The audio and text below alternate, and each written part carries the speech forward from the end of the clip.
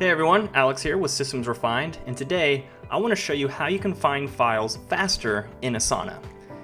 Instead of just combing through each individual task to find a particular project, or I'm sorry, a particular attachment, you can actually just go to the actual files section in Asana so that you can see everything that has been attached to a task.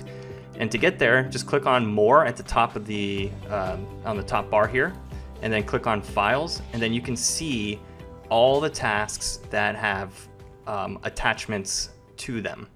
Now, one of the things about this is you cannot upload new files without actually attaching them to a task. You also cannot delete them from this view either. Literally, this view is just to see the files that are already attached, and you can click on one to open up a new window, and there's the picture. And if you click on the bottom link here, it'll actually open up that task, and then you can delete it from here as well. So, and it's the same with the other documents. It says it's a PDF. This is a Google document, and then the pictures will actually show up as pictures. So that is how you would find files faster in Asana without having to go through each individual task to find a particular file.